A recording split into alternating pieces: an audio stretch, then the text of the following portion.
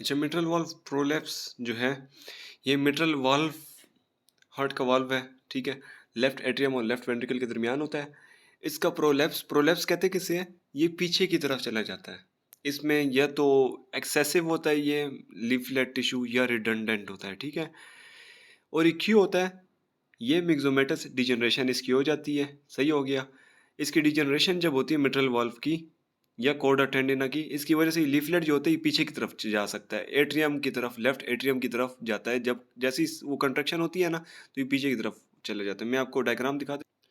ये अगर देखें, ये वाल्व पीछे की तरफ चले गए तो ब्लड कंट्रक्शन के दौरान अंदर जा सकता है वापस। वैसे इसको ऐसे होना चाहिए नॉर्मली। ये कॉमन किन लोगों में है? ये जेनेटिक कनेक्टिव टिश्यू डिसऑर्डर्स जिनमें हो, जैसे कि एहलर डैनियल सिंड्रोम हो गया, मार्फान सिंड्रोम हो गया, ऑस्टोजेनेसिस इम्परफेक्टा हो गया, इन पेशेंट्स में ये मिट्रल वाल्व प्रोलैप्स बहुत कॉमन है। अच्छा, इसके अलावा इसकी मिट्रल वाल्व प्रोलैप्स जो है उसकी वजह से मिट्रल रिगर्जिटेशन भी हो सकती है, और एरिथमियाज और सडन डेथ बहुत कम इसमें रेयर होता है, लेकिन होता है। अच्छा, इसके क्लिनिकल फीचर्स अगर देखे जाए तो सिम्टम्स कैसे होंगे पेशेंट के? या तो पेशेंट्स पूरी लाइफ जो है ना एसिम्टोमेटिक रहेंगे, उनको कोई सिम्टम नहीं आएगा, या बाज़ लोगों को पाल्पिटेशंस और एटिपिकल चेस्ट पेन हो सकता है। टिपिकल चेस्ट पेन और एटिपिकल दोनों में फ़र्क होता है, सही है। ट्रांजिएंट इस्केमिक अटैक्स भी इसमें हो सकते हैं, ब्रेन की तरफ एम्बोलाए जा सकता है इस इधर से, जिसकी वजह से ब्रेन को ब्लड सप्लाई कम मिल सकती है, तो इस्केमिक अटैक्स आ सकते हैं।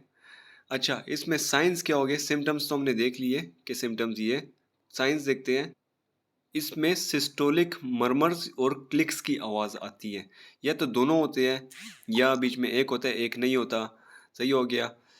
तो ये मरमर जो होता है स्टैंडिंग और वल्सल्वा मैन्यूवर में जो है ना, लेफ्ट वेंट्रिकुलर चैम्बर का साइज कम हो जाता है। क्यों कम हो जाता है?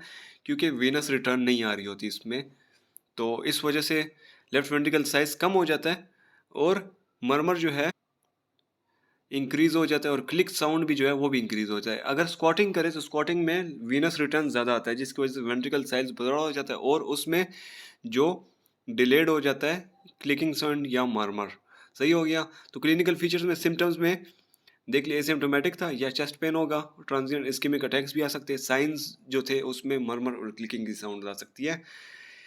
इसकी डायग्नोसिस कैसे की जाएगी मिट्रल वाल्व प्रोलैप्स की? एकोकार्डियोग्राम बहुत इसमें ज़रूरी है, उससे पता चल सकता है मिट्रल वाल्व प्रोलैप्स हुआ है। तो एक तो मरमर और ये साउंड्स हो गए, इसके अलावा एसिम्प्टोमेटिक पेशेंट में मरमर और साउंड की अगर आवाज़ आए तो फिर उसके बाद जब एकोकार्डियोग्राम करते हैं तो उससे हमें पता चल जाता है इस बंदे को मिट्रल वाल्व प्रोलैप्स है। और अगर सिम्टम्स आ रहे हो तो तब भी अगर एकोकार्डियोग्राम करें उससे भी पता चल जाएगा कि इस बंदे को मिट्रल वाल्व प्रोलैप्स है।